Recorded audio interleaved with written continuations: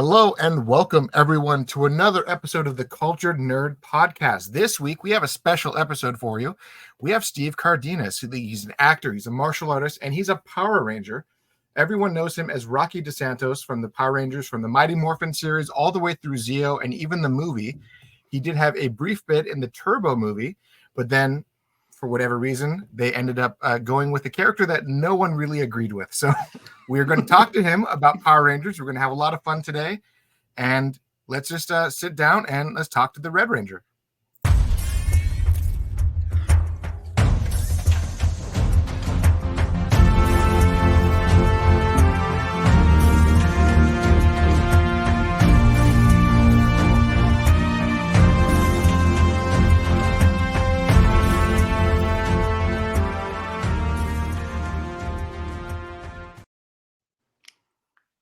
Thank you so much for joining us tonight. Hey, what's up, guys? How's it going? Hey, it's really nice to be part of a higher class, a cultured, if you will, group of nerds, rather than just, your regular run-of-the-mill nerds. You know? Yeah, we have to take the minimum of what everyone else is doing and then just pump it all the way through the roof. So we're just trying class it up a little bit. We sip our Mountain Dew in very fancy martini glasses, and that's what makes us cultured. Yeah, pinkies up. Cultured, Exactly. Well, thank you so much for joining us tonight. Michael and I, we grew up watching Power Rangers, and I remember when we were, I feels like we were a lot younger than we actually were, but when we saw the Power Ranger movie in theaters and how much of a cultural phenomenon that whole thing was. So getting able to sit here with you today is just absolutely a treat for us. Thanks, guys. I appreciate it. As we round into 2024, and Taylor did it. Taylor did that. That description of us was very accurate. But the wave of Power Rangers, this thing that didn't exist and then just showed up, just took us on such a ride. Are you surprised that it has had such a lasting? There's lots of things from the 90s that faded away. Power Rangers is still relevant today. Yeah, I mean, I was shocked by that. You know what I mean? Like, when I had left the show in 97, there was probably a 10-year period where I heard nothing about Power Rangers. I almost was like, didn't even tell people I was on Power Rangers. You know what I mean? Because it was just like, in the industry at the time, Power Rangers was considered a joke. As far as wasn't taken seriously, as far as like a serious TV show or even though it had, the children's, popularity and stuff, real producers or whatever would never take us seriously, So I was basically, in Siberia at that point, trying to get gigs or anything like that, So, only, I guess with the advent of like social media and just sort of that cyclical thing where things come back around again, and just in time social media started happening, Facebook, all those kinds of things, and Comic-Cons started becoming a lot more like more of the norm, you know what I mean, and not just like this fringe thing. And when those things all came together, all these people who were, now old enough to, to spend money, would come out and they would meet us and they'd want to pay to get autographs and things like that. And so it was just this perfect storm, I think, that happened probably like around 2009, 2000, around 2009, 2010. And, we just sort of like, started doing these shows and these events. And I was surprised that people wanted to see us, and people wanted to come and tell us their story about how much Power Rangers meant to them. And, what a treat, it was never expected. I figured when Power Rangers was over, it was dead, and like you said, I thought it would be another one of those flash in the pan things, like, all the other kinds of, things from that time, that didn't have the lasting power. So, I don't know, man. I'm bewildered and grateful and humbled and blessed and all that stuff. You know what I mean? It's crazy.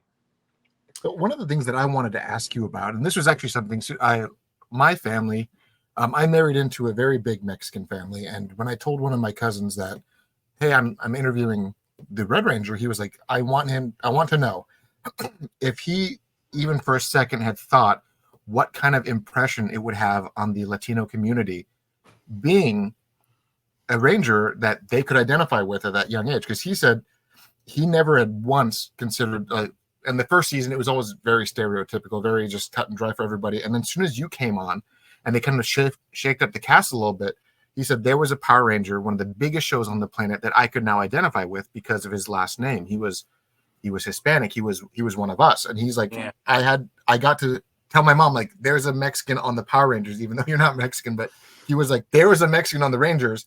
I want to watch the show. You have to you have to let me watch it.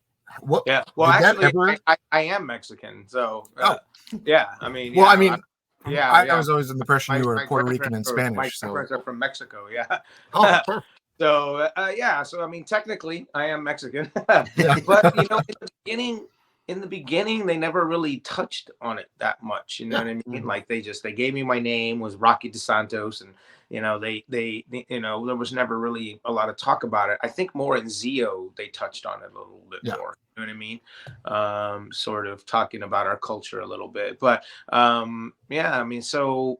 I don't know, but at that time I didn't really think about that. You know what I mean? I just thought, oh, hey, I'm just on the show, and I didn't think about any kind of cultural impact that it would have on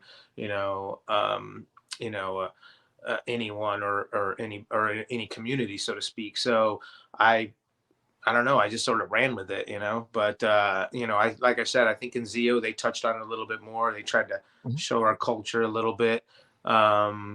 Just I guess because they were just always in every way that they knew how to do back in the 90s like that to be inclusive and show diversity.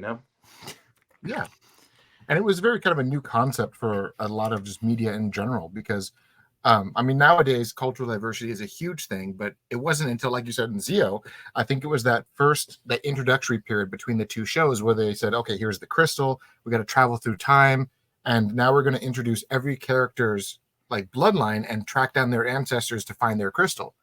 And I think it was with Jason David Frank, he was the whole Native American angle, and then you had every other character that all had their own story arc that kind of led into this cultural push into the show, which was really cool for a lot of people. Yeah. I mean, I think it was good. I mean, but even then, just just understanding that time and that period of time, we never really thought that way. You know what I mean? Like, we didn't have that, like, oh, it's about time that we started, involving the, cultural things, because, I mean, as you remember, I think, in the first season, they had, the Yellow Ranger was Asian, and the Black Ranger was a black guy, and that was something they remedied because they became cognizant of it, but it wasn't something that was even on anyone's mind at that point, because they were just I mean, it was just a different time back then, and so a lot of the insensitivities that people are well aware of now just kind of weren't really there, and it was a product of the time. Think about it that way, they even the people, the audience, didn't really think about it that way either, Yes. So before we jump forward more, I have a friend by the name of Ryan Unicombe. He is he's a huge Power Ranger super fan. He lives in Australia. Oh, okay. He wants to come on, say hi, and maybe ask a couple questions for you. Okay, sure. Hey, what's G'day, up, guys? How you doing? How you going, mate? Good. Yeah. It's bloody right. How you doing, Steve? Bloody right. It's bloody right. That's not bad, man, to be honest. I spent a little time in Sydney. I filmed that movie out there. I know, man. I was just listening to you guys talking about like inspiring people and that kind of thing, and I was like, message Taylor and was like, you got to let me come on. Let me come on and talk to Steve right now. How you doing, man? Thanks for hopping on with us. No, dude, thanks so much, and thanks obviously Taylor and Michael for letting me come on and have a chat. Dude, I literally owe like so much to you guys and the work that you guys did in Sydney. I literally can't even put it into words. Like, as an Australian kid, seeing the biggest intellectual property in the world at that point in time come to Australia and film at Fox Studios, was the first movie I ever saw in cinemas with my dad. And then growing up knowing that it was filmed locally, and I'm a Cannes accredited filmmaker, writer, director. I've worked on Avatar, Aquaman, some That's massive amazing. stuff, and the impetus of that was you guys coming out to Sydney and on the Gold Coast, and the stuff that you did up there. So I literally just wanted to come on and say thank you for that, the work that you guys put in. Dude, no, that's huge. And and this is kind of the thing that we were sort of touching on just a little bit ago.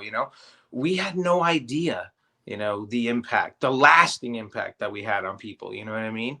But to hear things like what you're saying and stuff, it's like, it's just great, man. And I, for one, just am, so happy to hear stories like that, because, we get inspirational stories like yours.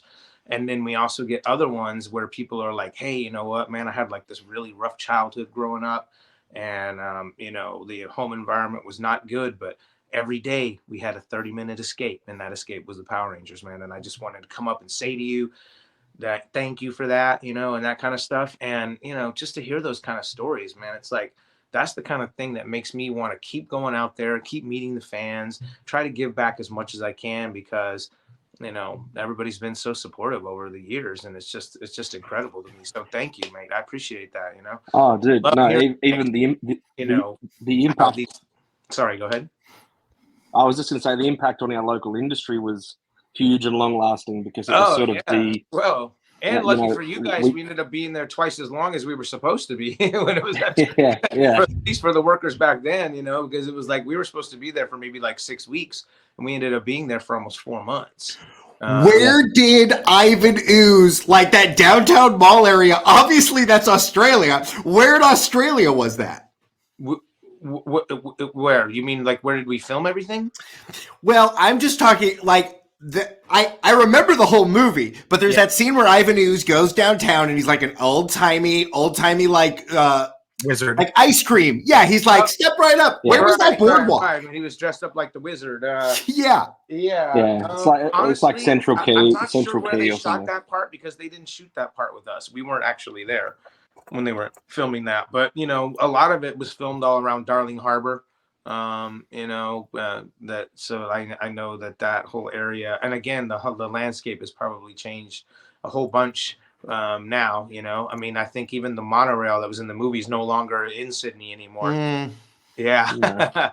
So but as far as certain locations, we were never at some of those locations, especially when it was with all the villains and stuff. Because we rarely had any scenes together, so they were always off on different locations while we were in some sound stage somewhere.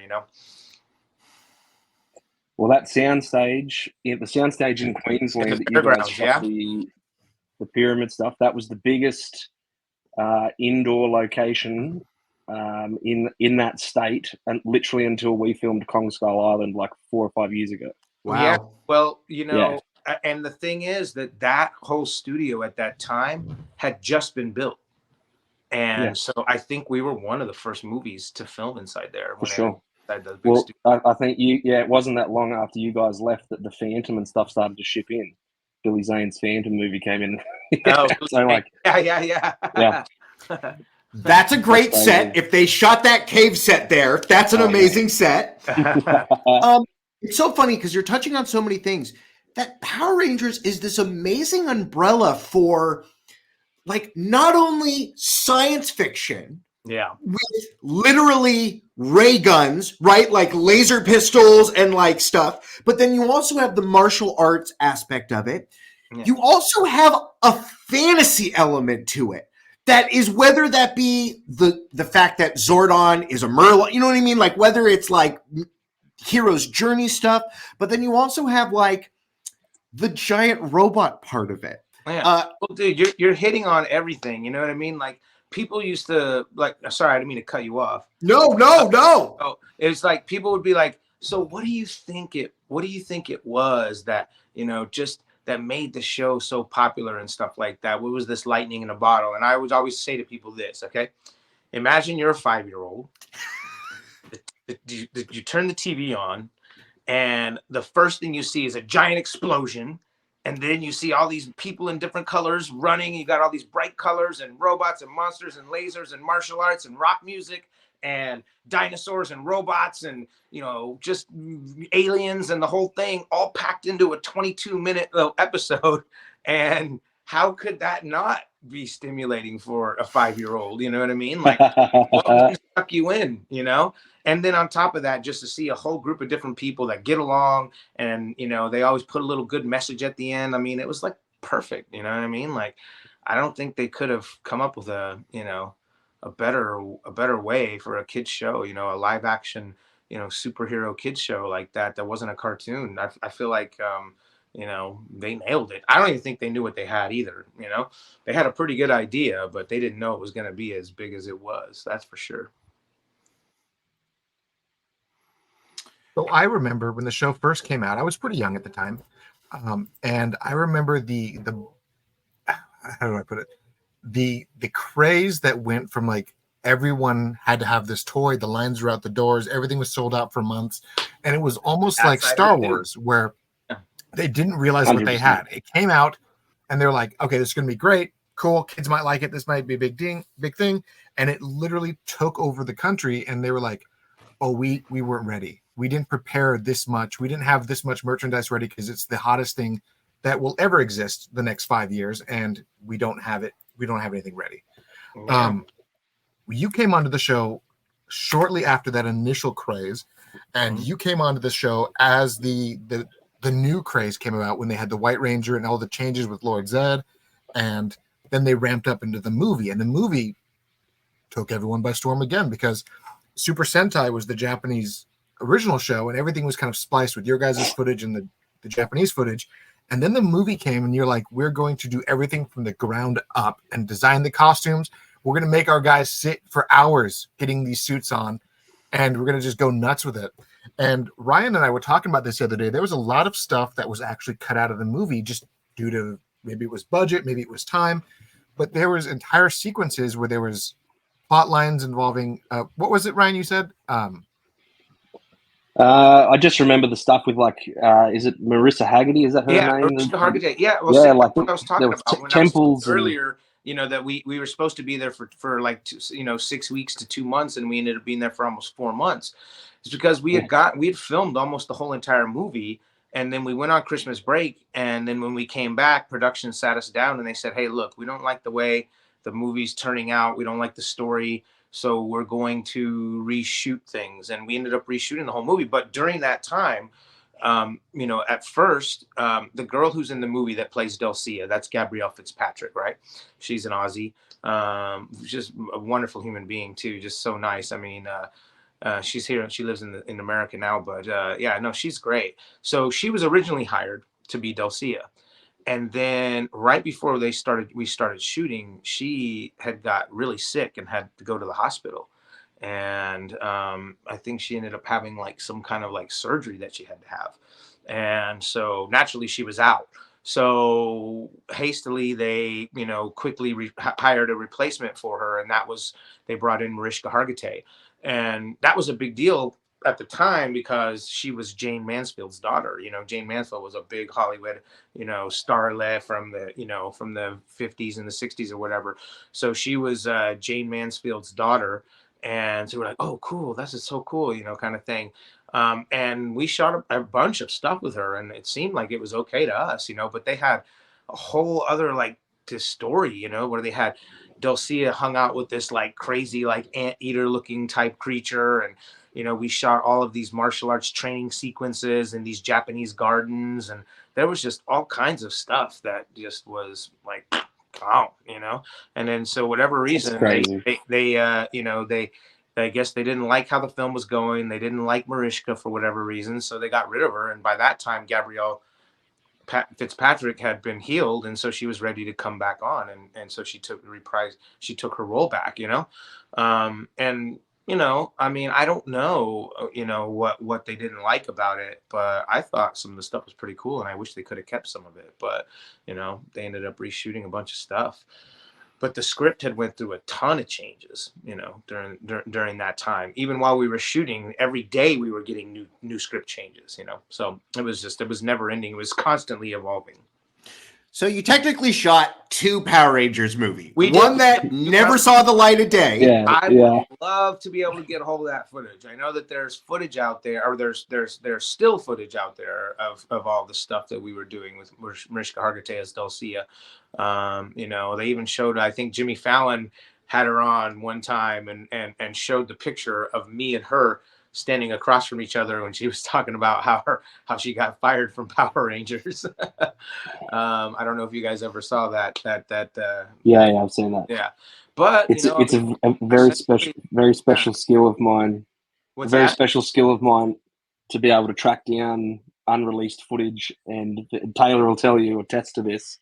You know, give me like 30 yeah. seconds. You sent me the picture last week.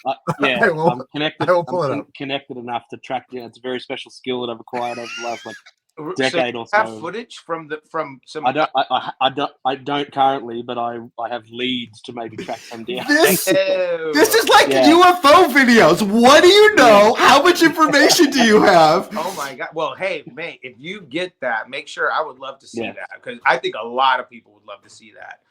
Oh, for sure. I for sure. don't think 20th Century Fox kept that footage. I don't know, man. No, it wouldn't be. But I've.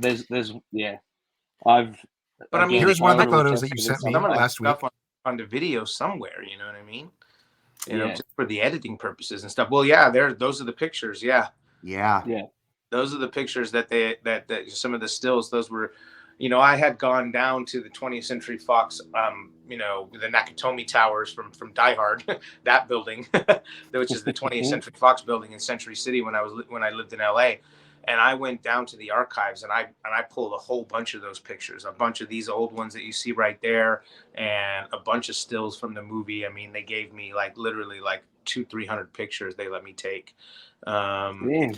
These are great Power Ranger costumes. These ninja costumes that they're all real, like they don't look like Halloween costumes. Like I absolutely want to play in these things. Yeah. Well, you know, I mean, that's the genius of Joseph Porro. Joseph Porro was our costume designer on that.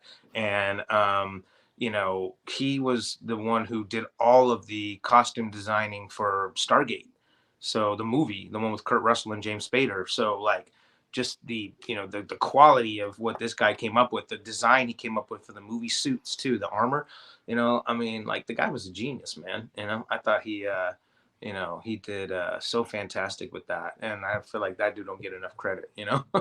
So speaking of the armor, Ryan and I were talking about this the other day, and there was an extended sequence with the Tengu Warriors where you guys were in the parking garage, and aside from your character getting his scanning visor and Aisha getting the headlights, all the other Rangers were supposed to have their own variations of some sort of weapon or scanning armor. Yeah. I think, you know, really had the whip, and, you know, Billy had the Stega Stinger, and we all had different things. Yeah. Yeah. And there was one still shot that actually came about with the Black Ranger having this like earpiece, and it was supposed to be like this sonic hearing device. Do you know if the other Rangers had something similar, or if that was kind of how they did it with we've got the whip, we got the Stega Stinger, the Black Rangers got this, Yellow Rangers got this? Was it kind of just everyone had one new thing, or was there supposed to be more? As far as I know, I think it was like some of them had new weapons and some of us had alterations to our helmets. And you're right. The Mastodon's ears would come out like a little radar type thing. And I think that was, but I don't know why they didn't end up using that. You know, I mean, there were so many things that they didn't use in this movie, man. You guys missed so much. You know, like there was the scene where Johnny and I throw the double whammy kick to the ooze guy's head. Or originally, you know, we had kicked him and his head exploded and splattered everywhere with the ooze. You know what I mean? But then they said, "Oh, that might be too violent," so they had to change to that goofy little cartoony little, you know, head getting squished in kind of thing. But originally, and I saw the old footage when they cut that together with those feet just coming in and splattering that whole head. It was awesome, man. They didn't keep. And I think that was the second time that you guys had shot that whole night sequence as well, was it? Because they had rat costumes or something originally. Well, yeah, 100%. Well, they even had different costumes. Like they had so many like they had so many different things. Like they had this idea, like, oh, what about if the visors would open up like this so you could see our faces, and then the mouth would open up so you could see our mouths talking. And so they had these helmets with no visor and no mouthpiece in them. And then they were like, oh, that looks a little weird because their heads look so sunken back into these helmets and so on and so forth. So like, well, that won't quite work. And they're like, well, what about if we put the visor on and then we just paint their mouths silver so it looks like that silver mouthpiece? And so they did that, you know, and that looked weird. So they finally just went back with, the way that the what you see now in the movie. But yeah, they had all of these like crazy ideas, and some of them just did not work at all. And so it's kind of a good thing that we didn't. But yeah, we had to reshoot all that because at first we did all these guys, the stunt guys were in all these rat suits, and we had a big fight with them on the construction site. And then the rats, it just looked too silly, you know what I mean? Like they looked too like not scary, so they had to create this whole little like purple guys with like these crazy like dreadlock thingies and stuff. And that was certainly more intimidating, and certainly more of like what Ivan Ooze might have spawned, from his saliva. Yeah, it's interesting. Well, before we continue, Ryan has to head out, so thank you so much for joining us, Ryan. Let's keep in touch. Can you For DM sure, me and let's have a little chat. Yeah, I want to go out to Australia soon, so if I do, we should link up. For sure, man. Sounds awesome. Man. I appreciate it, mate. Thanks so much, Tay. All right. Thanks so much, Ryan. Have a great night. Lads. Yeah. It's so funny as you're talking about them rewriting the script literally you know what I mean? Giving you new pages and stuff like that on the daily, that there is kind of when I mentioned Ivan Ooze earlier and you said, oh, this wizard costume, there is a Wizard of Oz sort of element to the movie, isn't there? Yeah, of course. Yeah. With like the flying creatures. Yeah. Amy Jo used to point that out a lot. Amy Jo, Kimberly, the Pink Ranger, she used to, when we would do our interviews for the movie, she always was pointing out that there's a lot of Wizard of Oz sort of themes on it. Like there's this group that has to go and, find something within themselves, so to speak. And, they have to go on this journey, and there's, witches and wizards, and there's flying creatures and, all kind of stuff. Yeah. So there was that element there. So on the topic of finding yourself in those movies, there was, along with all the other stuff that was cut out of this movie, Ryan and we talked at length about all the things that were cut out, and he didn't have a chance to bring some of this up, but near the end of the movie, when you guys were all in your ninjetti costumes, there was supposed to be a different sequence of how you guys unlocked the power.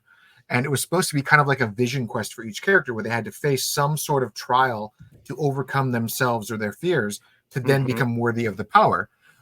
We know of only a couple of those sequences. I think Jason was the one who mentioned what his sequence was. But do you remember what your sequence was? What your overcoming yourself sequence was? Yeah, there was like this special like flipping kick, that they, that I was supposed to perfect or whatever.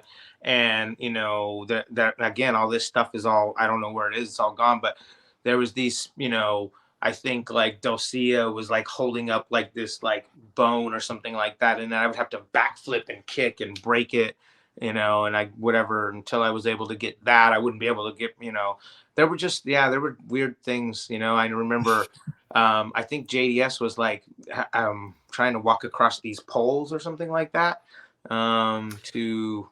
yeah, you know what I'm talking about? No, I don't, but this all sounds like the Shaolin monk movie, right? Where he goes and he's like, we're never going to train you. And he's like doing chores, but like, right, you all had challenges to do at a temple, which is like, yeah, that makes sense. Yeah. I mean, everything's pulled from everything. You know what I mean? Like there's nothing original anywhere, but, you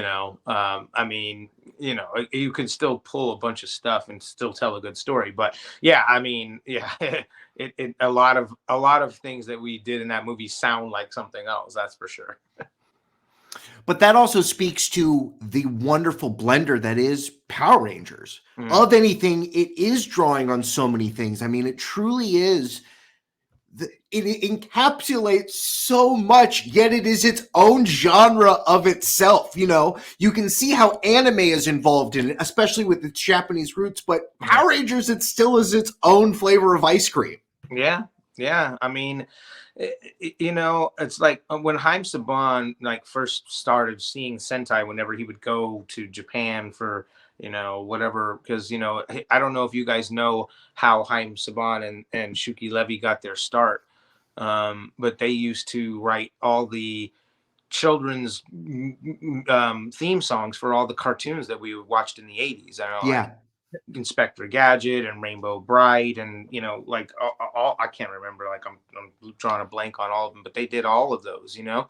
And, you know, so they wanted to try their hand in, you know, making a television program. And, you know, he was going to Japan, I don't remember for whatever reasons, but he would see these superheroes, you know, jumping around in this Japanese show, and he was like, I know there's something there, you know. And I know that he tried for a long time to get that show made, the television show that became Power Rangers. He tried for several years and got rejected by every network. You know, every time he'd create like some new pilot or new story about it, and he tried to put it together. And, you know, it wasn't until Fox had started out, you know, creating their kids network, that they needed programming. So they're like, F it. We'll buy 13 episodes from you and we'll see how it goes. And then the rest of them just took off after that, you know? So 30 plus years later, take a chance. Fox Kids was barely willing to take a chance, you know? And then ended up becoming like the #1 kid show in the world. So it's just crazy, man. Kind of never know what might hit, you know? So with the Power Rangers, I understand that when they made that transition from season 1 to season 2, and they brought you and Johnny and her name is escaping me at the Karen moment. Ashley, yeah. Yes, Karen. When you three were brought in, and there was this storyline in the show where they're like, oh, they got chosen to be some sort of UN summit kind of a thing. Yeah. But we found out recently that the reason was it was a contract dispute, and there was a kind of like a threat of unionizing, and then they're like, oh, we're going to stand our ground. We want our requests met. Didn't work out, and then they ended up going a different direction. When you were brought on, did you feel like there was some animosity with the older cast? Because I know that you recently did the Once and Always with Walter, and everything seems fantastic now, but rewind 30 years, was there any sort of issues there? No, not at all. Because the thing is, when the other guys left the show, it's not like they were not, you know, still friends with all the old cast and crew and stuff like that. I mean, you know, it's like, you know, Austin and Walter, you know, they used to be roommates and they had their own place and they used to throw parties all the time. And, you know, we'd all go to their after parties or their parties and stuff, you know. And so I remember the first time I met Austin, I mean, no, there was nothing, you know what I mean? Like, you know, they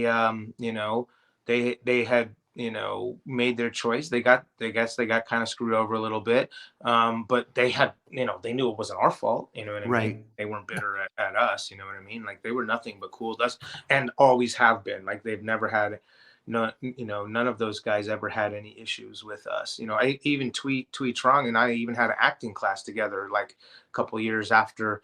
I took I was taking acting classes, and Twee was part of that group, you know? So yeah, no, I mean, there was never any animosity between anybody. I mean, except for whatever beef JDF and Austin used to have, but all the rest of us, man, no, nobody ever gave us any issues because they know it wasn't our fault, you know? I mean, anyone would have taken that job, you know? And, you know, so yeah, I mean, they never had any animosity or held it against us in any way.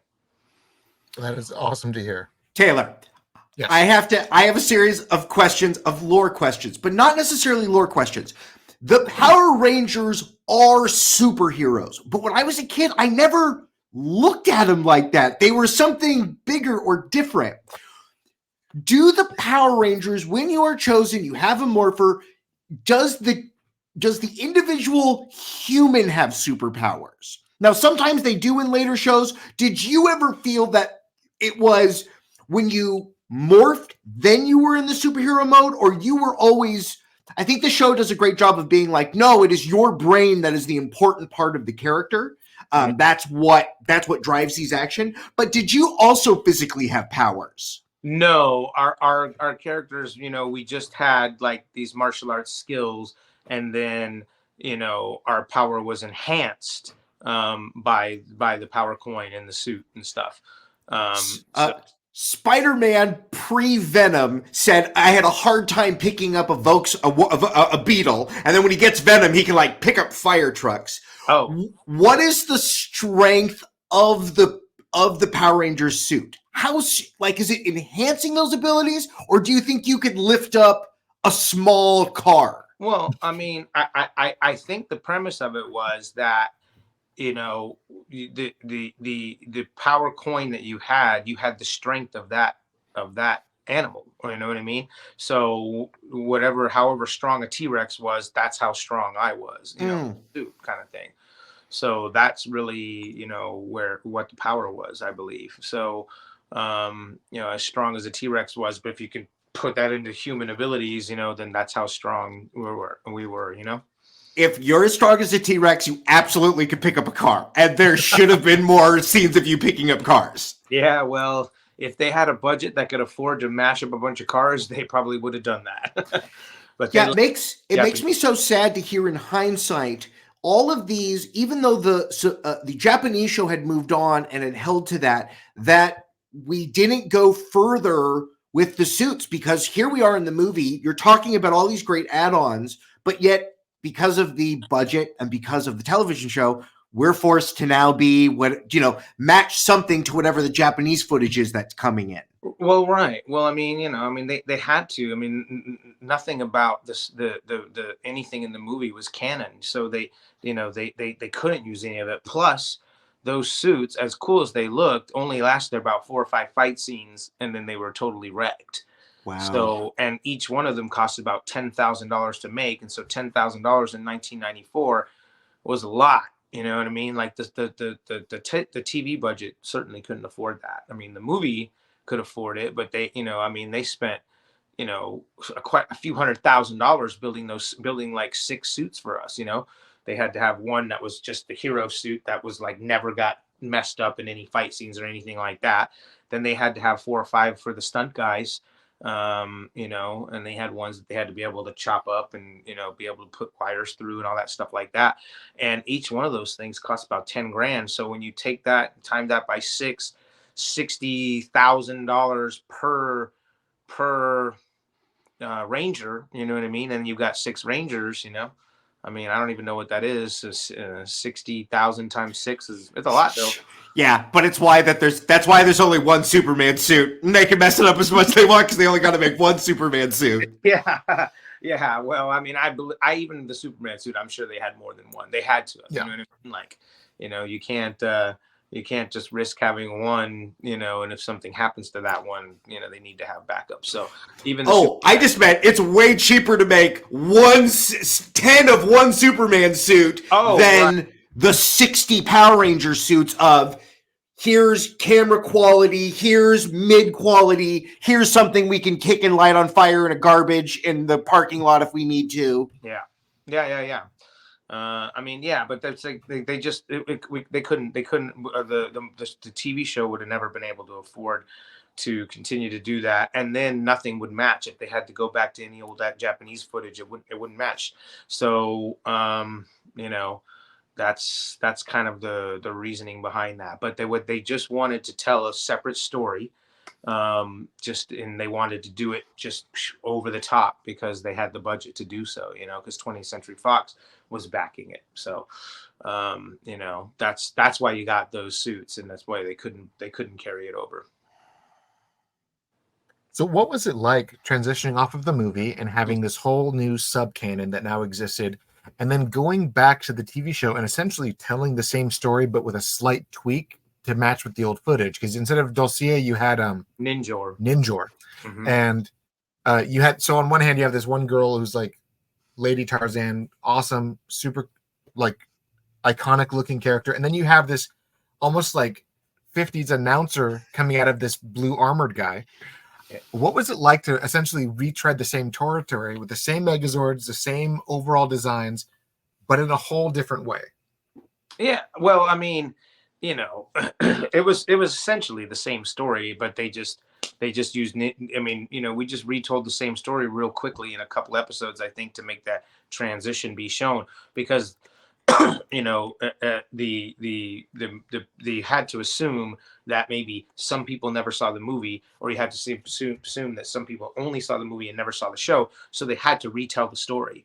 But you know, obviously they couldn't continue to bring Gabrielle Fitzpatrick in for that, so they, you know, continued. They told the whole. They made up a whole storyline, and you know, that was, yeah, I mean, they had to do that, you know, just for the, like I said, for the simple fact that some people might not have ever saw the show, so they didn't know how the storyline would go, so they had to have a story. I don't know if that answered your question or not. Yeah. So one thing that I thought a lot of people, I guess in the era of social media, we talked about this earlier, that they were really surprised to find was that when the show kept going, the White Ranger wasn't actually part of the Mighty Morphin canon. It was part of the Die Ranger series. Yeah. So for people who went to Google, like, oh, Japanese White Ranger, and then you see like this whole different ensemble of teams with them. Later, now we understand, okay, so that makes sense why in some of the Japanese footage, you had the White Ranger fighting off by himself and the rest of the Rangers doing their own thing. Yeah. And then you had the team shots where you guys took all your helmets off and it was like, it was actually you guys. Yeah. Mm-hmm. What kind of like almost gymnastics that they had to pull in the writing room was that like? Like, okay, Jason, you're going to go over there. I really wish I could have been part of that process. Not because I felt like I would have done anything different. I just would have liked to have seen how they do it. You know what I mean? Like, you know, it's like the creativity of the writers is, you know, is really, you know, based on the parameters that they had to work with. You know, it's like, okay, well, this is the monster this week. This is the footage we can use. We can't use any of it, any other of it, because it won't match. You know, we can recreate some of it, you know, here in LA, but you know, this is the storyline you get. You have to come up with a story based on this. You know what I mean?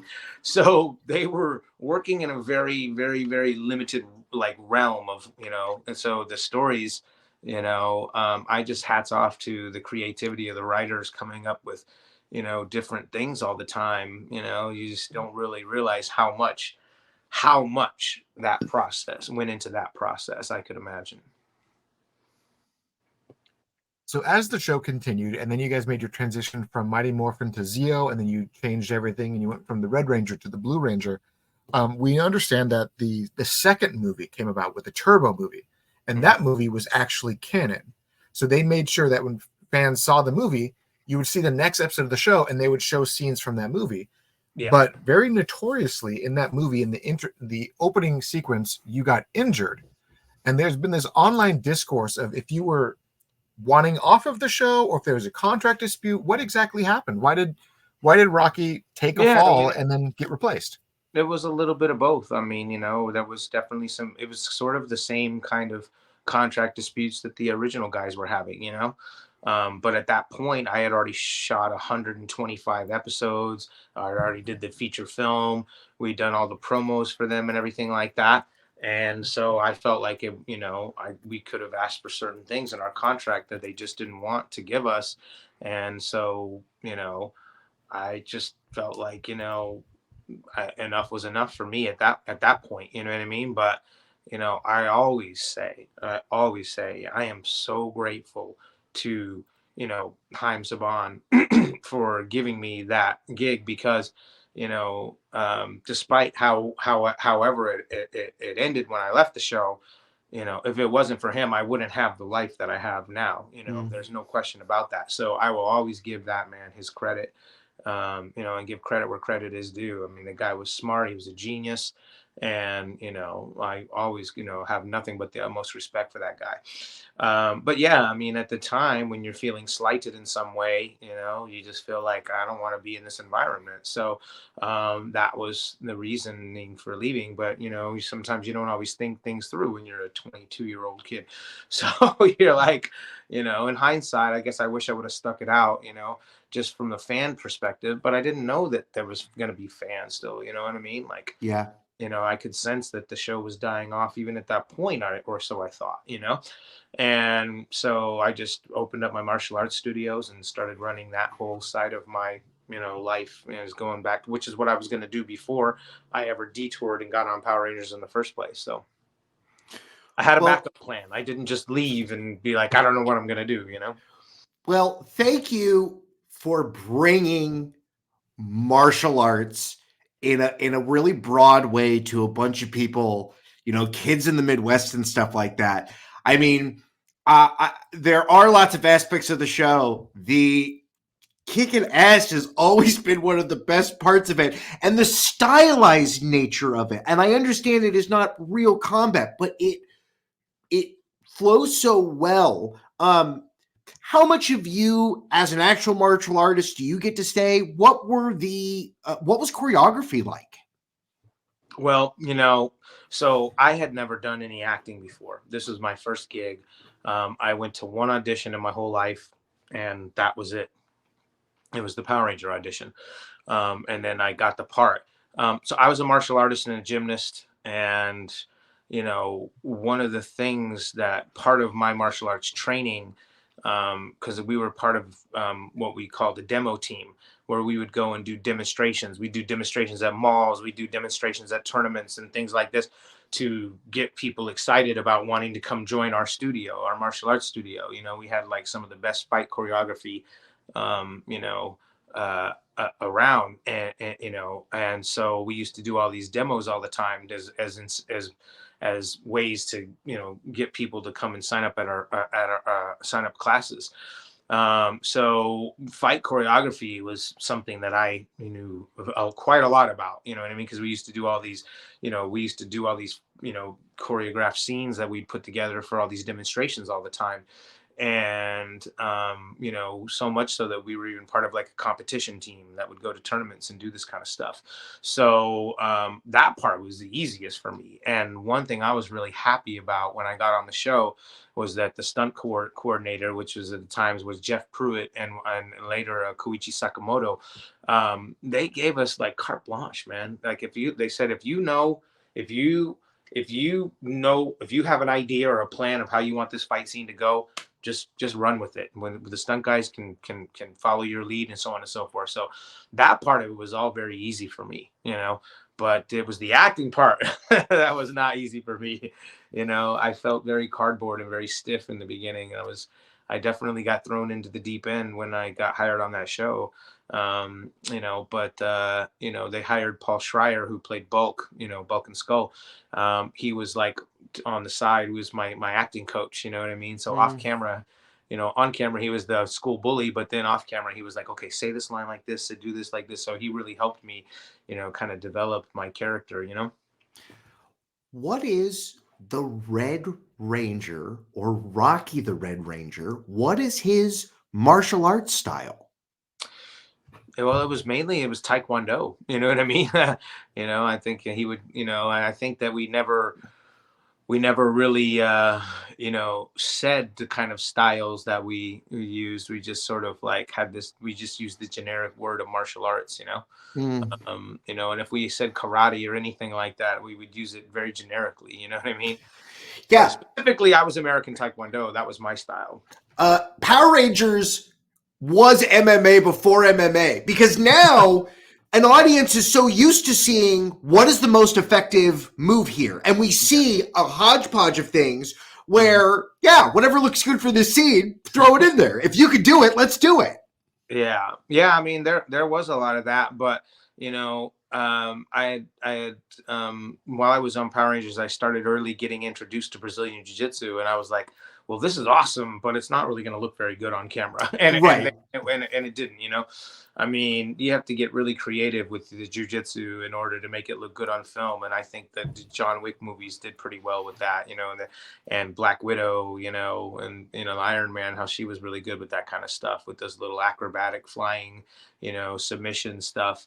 But that's the only way to make that stuff look dynamic, because if you ever watched any of the very old UFCs, it just looked two guys just hugging each other and rolling around on the ground, and it didn't look very dynamic in any way, So yeah, the thing that makes, like say a style like Taekwondo, it looks so good is that there's just the acrobatics, the aesthetics of those big moves that, wouldn't really work very well in the street. You know what I mean? If you're having to defend yourself for real.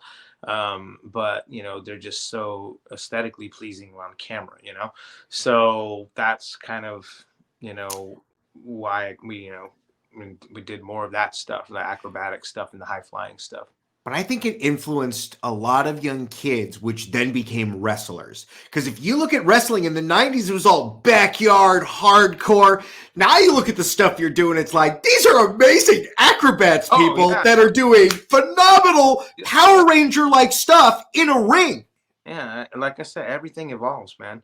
You know what I mean? Like, think about, back in the, the early 20s or whatever, they used to say nobody could ever run, it's impossible for a human to run a 4-minute mile, Right. And then the guy, I guess his name's Roger Bannister or whatever, he ran the 4-minute mile, and then the next year after that, 8 people, ran in a 4-minute mile.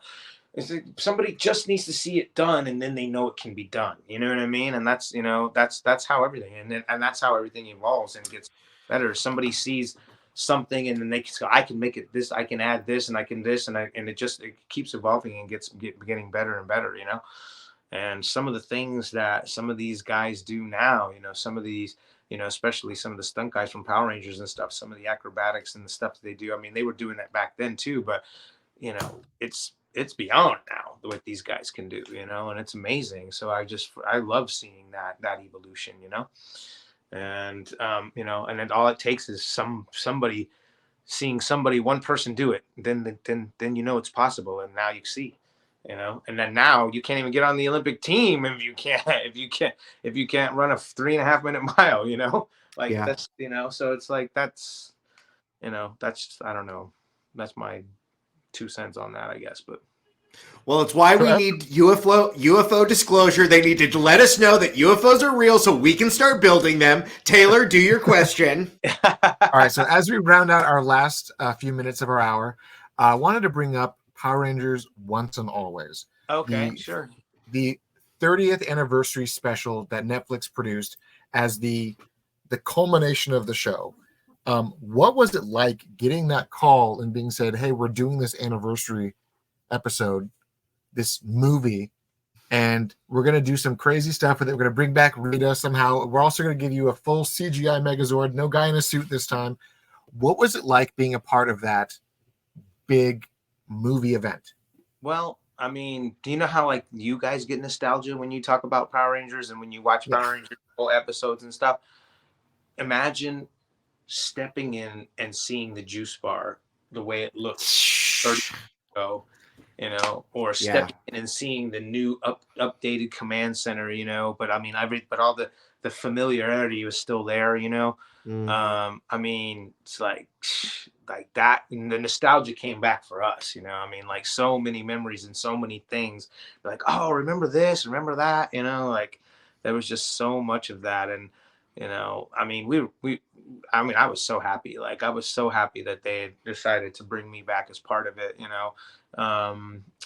I feel like, Rocky didn't get enough chances to come back and do reunion things and so on and so forth. And, so I was just happy that I was able to be a part of it and to have such a big role in it too, which I thought was cool.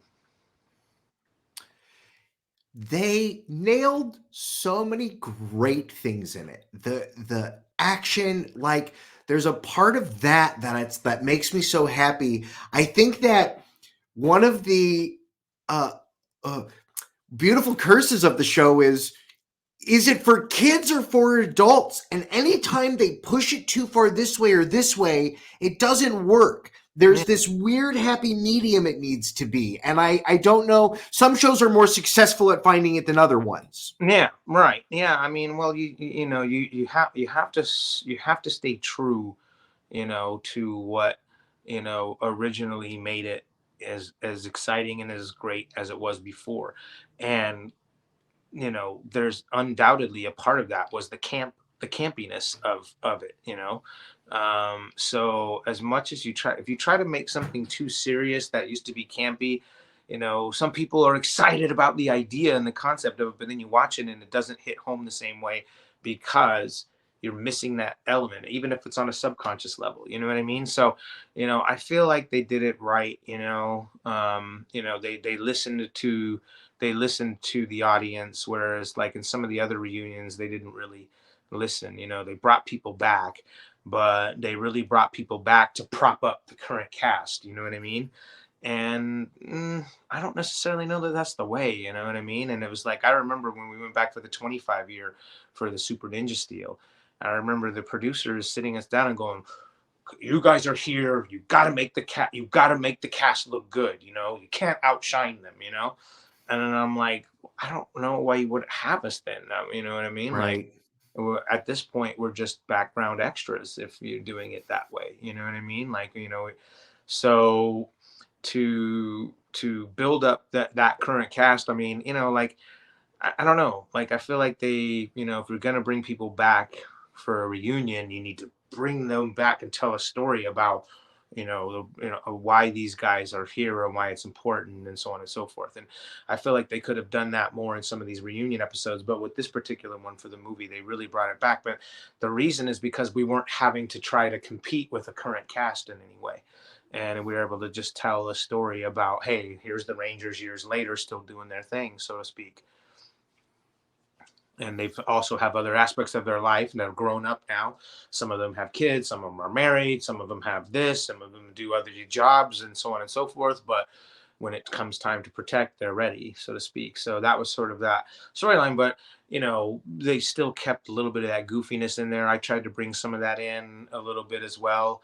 But they also did go off off that path a little bit too, and which is good. Like, before it was like everything was just too like goody goody, you know what I mean? And they never really told any like really hard stories, you know, like, well, like dealing with death and stuff like that, you know what I mean? And I feel like, you know, kids are sophisticated enough, they can understand that, you know, and I feel like that should be something, because those things do happen and kids do have to experience that kind of stuff. So I feel like, you know, Power Rangers should touch on some of that stuff from time to time, and for them to be able to see one of the Power Rangers actually die, you know, and then have to have the daughter take the mantle, you know. I feel like that's life, you know, that real things that happen to young people, and they need to know that, hey, you're not alone in that in this, you know. That happens to other people too. Well, I think that's why it is a show that people sit with and show their kids and relive it.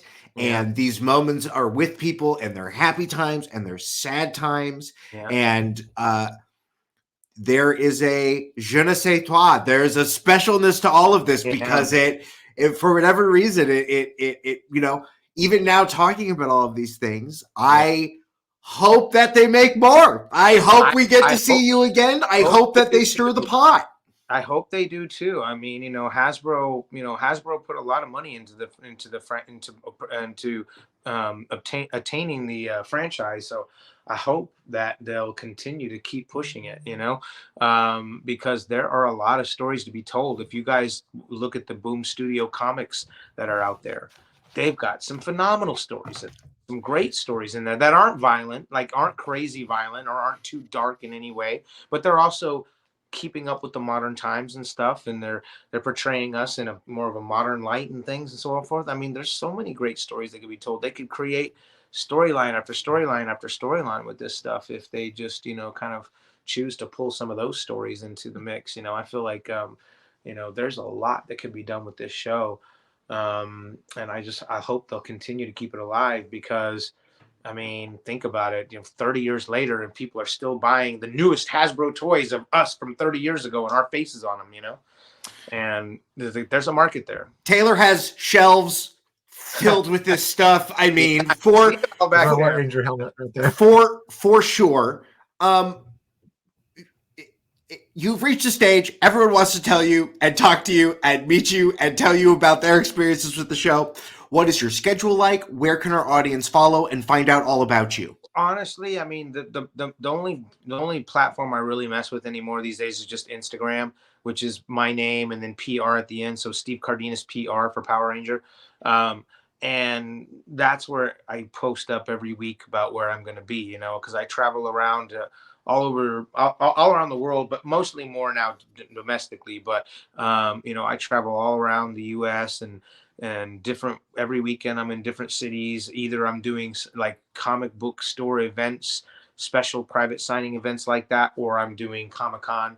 And so I'm just trying to get anywhere and everywhere to try to meet as many fans as I possibly can. So any of you guys that are watching, if you want to find out where I'm going to be, it's as simple as looking up my Instagram, and every week I'm going to tell you if I'm going to be in your city or not. So that's basically it. But you know, if I could say to the audience, I mean, I just you know, I'm just grateful that I have this ability to be able to still do this. And I owe that all to all of you guys interviewing, you guys watching. You know, you're the ones that kept it alive. You're the ones that kept it interesting. You're the ones that have, like, you know, made it into this forever part of pop culture thing that it is now. You know, where Power Rangers will never go away, you know, and you guys are the ones that did that, you know. So thank you for that. And thank you to all of you guys for supporting us for all these years. I really appreciate it. Listen, ray guns, dinosaurs, kung fu. I mean, it's and it's so funny that you mentioned Black Widow and Iron Man and stuff like that. It's like, how come we've never seen the Power Rangers face like an Iron Man suit? Like, what, you know what I mean? Like, why don't I see their faces during the battle? I could just watch you talk with all of the sensors going on around your face. Yeah, I know. I mean, I don't know, you know, I mean, like, you know, you feel like with the technology that they had back then, there was a limitation on, you know, what could be done, I guess. And, you know, sometimes just, you know, things weren't thought of, you know, like, I mean, you know, they had a lot of people, you know, a lot of creative people, you know, working on it, but, you know, you just couldn't foresee, you know, this kind of, you know, the things you would see like from Iron Man and things like that. And why didn't they think about anything like that? That would have been great. You know, we couldn't think of everything. Well, not that we didn't try. Yeah. And to listen, internet, there's got to be an Australian editing house that has a reel of this. There's got to be footage out there. Somebody's got to find it.